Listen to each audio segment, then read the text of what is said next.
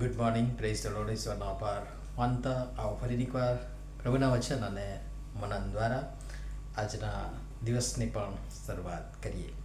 પ્રભુનું વચન કહે છે, જો બાળક પોતાનું ઘર ભરીને સોનું રૂપો મને આપે તો પણ મારી પોતાની મરજી પ્રમાણે ભલું કે ભૂંડું કરવાને હું યહોવાની આજ્ઞાનું ઉલ્લંઘન કરી શકતો નથી.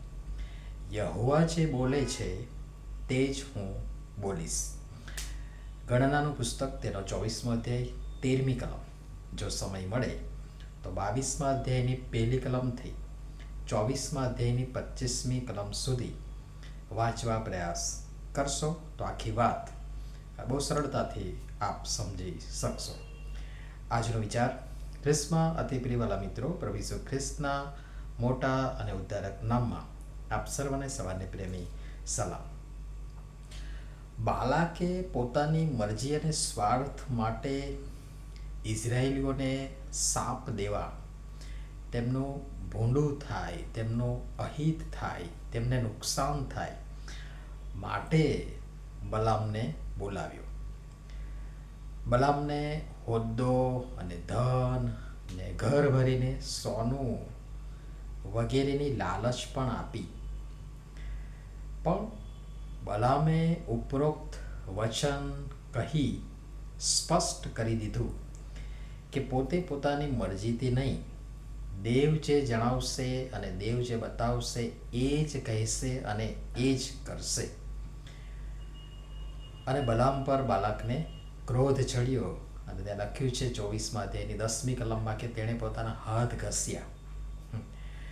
ઘણીવાર સાચા બોલા અને આખા બોલા અને વાસ્તવિકતા રજૂ કરનારા પણ બાલાક જેવા લોકોના રોષ કે ક્રોધનો ભોગ બને છે. અને અત્યારે તો એ જબરજસ્ત પ્રમાણમાં છે. માણસના સ્વભાવ પ્રમાણે એમને પણ થાય કે લાવને હું સારું સારું લખું અથવા તો સારું સારું બોલું અથવા તો બધા ખુશ થાય અને પ્રશંસા કરે, વખાણ કરે, કોઈને ખોટું ના લાગે અને આપણું સચવાયા કરે. પણ દેવની દ્રષ્ટિમાં આ ખોટું છે. હું પ્રભુનો આભાર માનું છું કે 2012થી, જો કે એના પહેલાં જે ટેક્સ્ટ મેસેજો હતા 2006-08ના સમયગાળા, પણ 2012થી સોશિયલ મીડિયામાં હું એક્ટિવ છું. તો 2012થી આજ સુધી રોજ સવારે મારું અંગત બાઇબલ વાંચન અને મનન દરમિયાન પ્રભુ મને સુંદર વચન અને વિચાર આપે અને એ સીધું કોઈ પણ પુસ્તકના ઉપયોગ વગર, કોઈ જ પૂર્વ તૈયારીઓ વગર મોબાઈલમાં સીધું લખી સોશિયલ મીડિયાના માધ્યમથી વોટ્સએપ કે ફેસબુક અને હવે યુટ્યુબ વગેરે પર વાચક મિત્રોને, દર્શક મિત્રોને મોકલું છું. કેટલીક વાર મને થાય કે આજના સંદેશથી અમુક લોકો નારાજ થશે, કોઈકને વળી ખોટું પણ લાગશે. ના, આજે આ રહેવા દો. પણ પ્રભુનો આત્મા કહે છે કે તારે હું કહું, હું બતાવું એ જ કર. તારી પોતાની બુદ્ધિ વાપરવી નહીં, કોઈકને ખુશ કરવા કે સારું લગાડવા નહીં. વાસ્તવિક રીતે પ્રભુ જે તેમના વચનો મારફતે જણાવે તે મારે કહેવું અને તે મારે લખવું અને તે મારે બોલવું.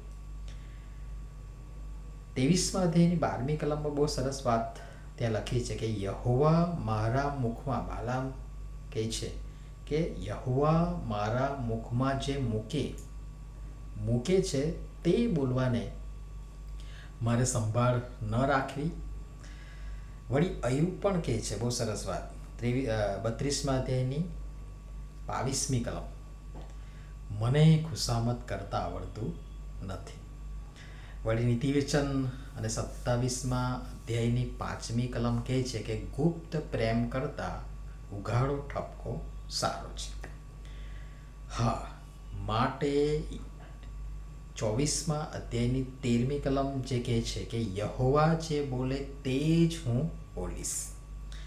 પ્રભુ પરમેશ્વર પિતા તેમના પ્રત્યેક સેવકોને, આગેવાનોને, વચનના પાત્રોને તેમના વચનો દ્વારા પવિત્ર આત્માની પ્રેરણા અને દોરવણીથી સત્ય તથા વાસ્તવિક બાબતો જણાવે, જેથી તેમને તથા સર્વ લોકોને પાપોનું ભાન કરાવી પાપોની કબૂલાત સાથે વાસ્તવિક હૃદય સાથે માફી આપનાર પ્રભુ ઈસુ ખ્રિસ્ત પાસે દોરી લઈ જનાર શુદ્ધ સર્વજન સુખદાયક એવો હિતોપદેશ કરવા આપવા હિંમત, સામર્થ્ય, બળ આપે અને ઉપરના પરાક્રમથી વેષ્ટિત કરે.